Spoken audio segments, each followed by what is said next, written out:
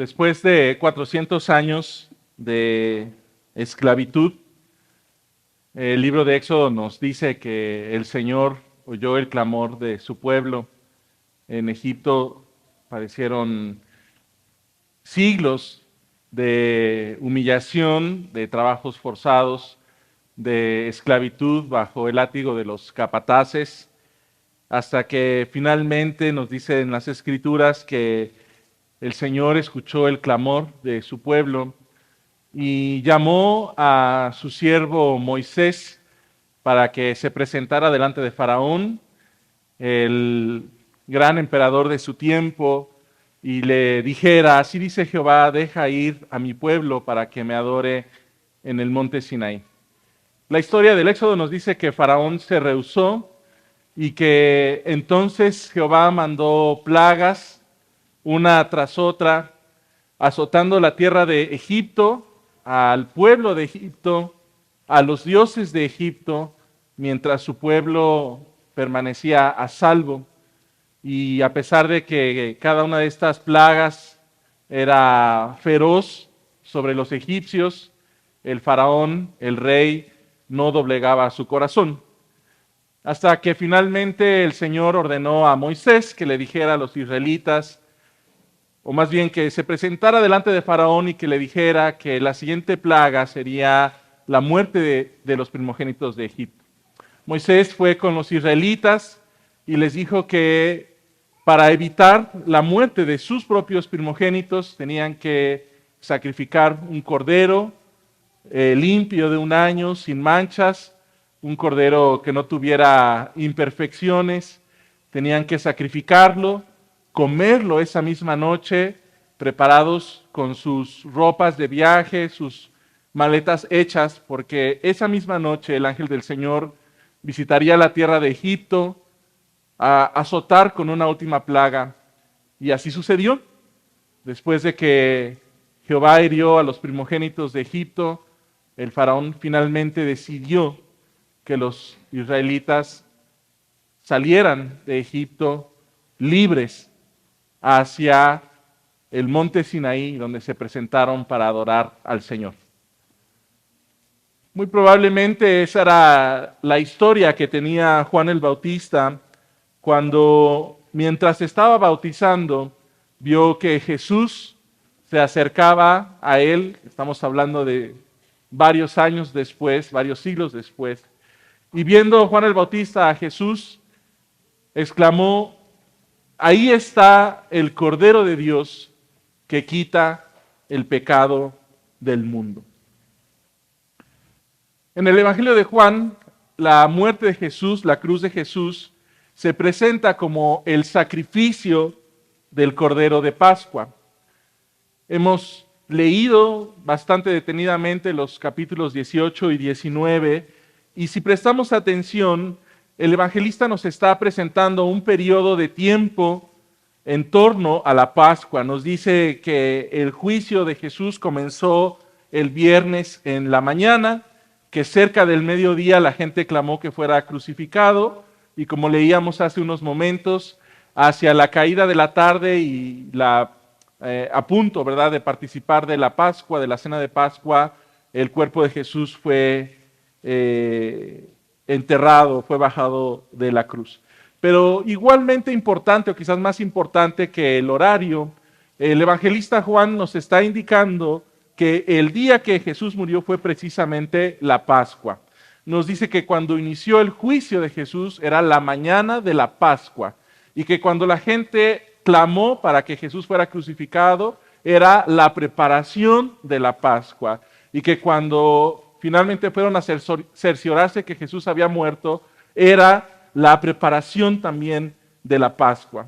Considerando que en el día de la Pascua, a mediodía, fue sentenciado Jesús a morir, todo el tiempo que le tomó ser trasladado al Gólgota, ser puesto en la cruz, la agonía que pudo haber durado varias horas hasta que finalmente se percataran de su muerte, es muy probable, de acuerdo con lo que nos dicen los historiadores de ese tiempo, que el momento en el que Jesús murió fue precisamente el momento en que en el templo de Jerusalén los sacerdotes estaban sacrificando los corderos de la Pascua que cada familia presentaba delante del Señor para llevar a sus hogares a comerlo. También los dirigentes querían que el cuerpo de Jesús fuera bajado antes de la Pascua, precisamente porque Jesús se presenta como el Cordero de la Pascua. El día de ayer mencionaba que cuando Jesús tiene sed y le acercan un hisopo, ese hisopo era parecido al instrumento que se usaría para embadurnar con sangre las puertas y dinteles, puertas y ventanas de las casas, de acuerdo a la costumbre de la Pascua, con la sangre del Cordero. Y además, los versículos 31, 33 y 36 de Juan 19, de Juan 20, perdón, Juan 19, nos dicen que los huesos de Jesús no fueron quebrantados, como era un requisito del Cordero de la Pascua. Jesús es entonces el Cordero Pascual por excelencia, que está siendo sacrificado en ese día, en esa cruz, ese viernes. Y así como el Cordero de la Pascua, el primer Cordero de la Pascua en ser sacrificado, cuando los israelitas todavía estaban en la tierra de Egipto, condujo a su liberación de la esclavitud de Egipto, el sacrificio de Jesús en aquella cruz conduce a la liberación de un amo, de un tirano mucho más grande y mucho más poderoso que cualquier faraón egipcio, que es el pecado y la muerte.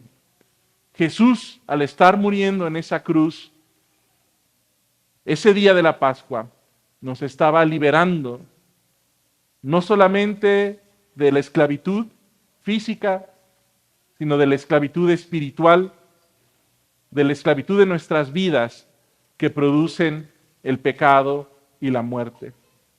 Y si el Cordero de Pascua fue un evento para los israelitas que hasta hoy en día celebran, saliendo de la tierra de Egipto, la cruz de Jesús es un evento para todo el mundo que se acerca a Él buscando la libertad de la muerte y del pecado. Pero Juan el Bautista no solamente dijo que era el Cordero de Dios, sino que además dijo que era el Cordero de Dios que quita el pecado del mundo. Cuando nosotros leemos la historia de la Pascua, el Cordero Pascual en realidad no quita el pecado. Su función no es quitar el pecado, simplemente es el instrumento, la señal, la indicación de que Dios trae libertad. Pero sí hay un sacrificio, o sí había un sacrificio en el Antiguo Testamento que quitaba el pecado del mundo. Y este es el día de la expiación. En el libro de Levítico leemos acerca del día de la expiación que se celebraba una vez al año, en el cual, como parte de los rituales y parte de toda la ceremonia, se escogían dos animales, dos chivos o dos cabras, y de acuerdo con las instrucciones que el Señor le dio a Moisés, se echaban suertes para elegir a uno de ellos para que fuera ofrecido al Señor como una ofrenda de paz, y el otro tenía la particularidad de que no era ofrecido al Señor, sino que sobre ese animal el sacerdote imponía las manos, haciendo lo que podríamos llamar una especie de transferencia de los pecados, los suyos propios y los de todo el pueblo, sobre ese animal. Y como ese animal tenía simbólicamente los pecados del pueblo, no podía ser ofrecido al Señor, sino que era enviado fuera del campamento al desierto y se extraviaba, simbolizando efectivamente que el pecado del pueblo era echado fuera del campamento. Entonces, cuando Juan el Bautista dice que Jesús quita el pecado del mundo, muy probablemente también está pensando en ese animal sobre el cual se echaban todos los pecados del pueblo y se echaba fuera del campamento para que el campamento fuera limpiado. Pero Juan el Bautista está diciendo que Jesús no quita los pecados de su pueblo fuera del campamento, sino que quita los pecados del mundo y los echa fuera. Ese ritual del día de la expiación se tenía que celebrar una vez cada año, porque más o menos cada año es cuando los seres humanos acumulamos tanto pecado y tanta maldad. Pero el sacrificio de Jesús, nos dice la carta a los Hebreos, es suficiente una vez y para siempre. No se necesita otro sacrificio. No tiene que volver a venir el Señor Jesús a dar su vida por nosotros una vez más, porque por más que el pecado de la humanidad se acumule sobre los tiempos, sobre las edades, sobre los lugares, en cada rincón del universo, sobre cualquier forma que el pecado crezca, en todas las formas horrorosas que adopte, el pecado nunca puede contra el sacrificio de Jesús. El sacrificio de Jesús es más grande y es todo suficiente para quitar cualquier clase de pecado del mundo y de nosotros.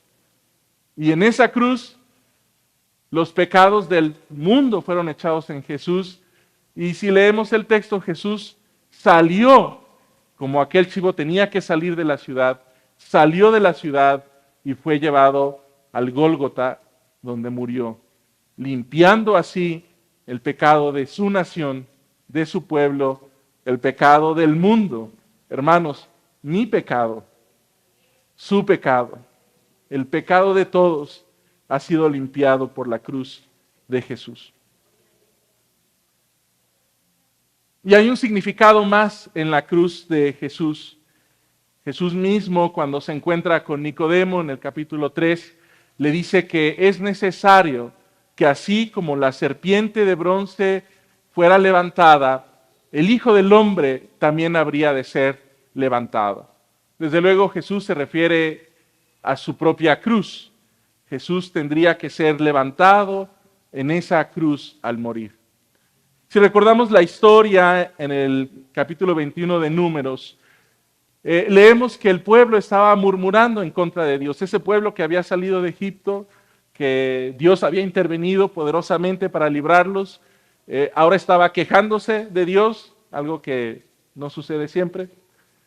Y entonces se encontraron con unas serpientes, dice el texto, unas serpientes de fuego, unas serpientes venenosas que atacaron a los israelitas y los mordían y la gente moría.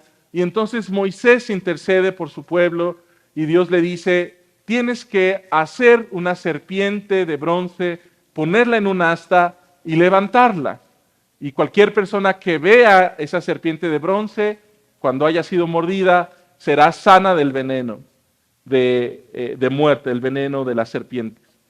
Y es interesante que, como la medicina nos enseña, el remedio para el veneno muchas veces es una pequeña cantidad del veneno, así que el remedio para la serpiente será otra serpiente. Y Jesús dice que es necesario que así como la serpiente fue levantada, Él también tenía que ser levantado. Jesús, asumiendo sobre Él mismo el veneno de la humanidad, el pecado de la humanidad, se levanta sobre esa cruz para que todos los que lo vean sean también sanos del pecado y del veneno del pecado. De hecho, leíamos en la porción de Juan 19 que cuando atravesaron su costado y salió agua y sangre, nos dice el versículo 37 que esto sucedió, que lo vieron, que dieron testimonio, y esto sucedió para que dijeran, como dice la Escritura, mirarán al que traspasaron.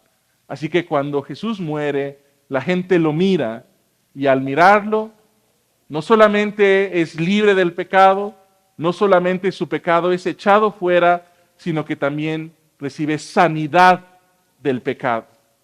Porque el pecado no solamente nos pone en una condición contraria a Dios, en una postura ofensiva contra Dios, sino que es un veneno que se filtra en lo más profundo de nuestro ser y nos carcome y nos destruye y nos deshace por dentro. Pero al mirar a Jesús, somos también sanos. Leíamos en el libro del profeta Isaías que por su llaga nosotros fuimos sanos. De manera que al mirar al Cordero de Dios en esa cruz, estamos mirando a aquel que nos hace libres de la tiranía y del poder del pecado. Ya no somos esclavos del pecado, ya no somos esclavos de la muerte. Podemos vivir verdaderamente libres como hijos de Dios, como nos dice Pablo en la carta a los Gálatas, siendo verdaderamente libres, clamando a Dios como nuestro Padre. Somos libres de la condena, somos libres del pecado. Ese Cordero de Dios que nos hace libres también es el Cordero que quita nuestro pecado. Dice las Escrituras que Dios toma nuestro pecado y lo arroja a lo más profundo de la mar y no se acuerda más de nuestro pecado. Así que, amado hermano, amada hermana, no nos acordemos más de nuestro pecado. Nuestro pecado ha sido limpio, ha sido quitado, ha sido perdonado. Y cada vez que venimos delante del Señor, confesando nuestros pecados, el Señor cada vez nos limpia y quita nuestro pecado, lo arroja a lo profundo de la mar y no se acuerda más de nosotros. Podemos vivir con libertad, sin culpa, con alegría por haber sido libres del pecado. Y finalmente, podemos ser sanos del pecado. Las consecuencias que el pecado trae sobre nuestra vida, muchas veces no podemos evitarlas, pero sí podemos ser sanos de ese veneno que corroe nuestro ser, que se llama pecado.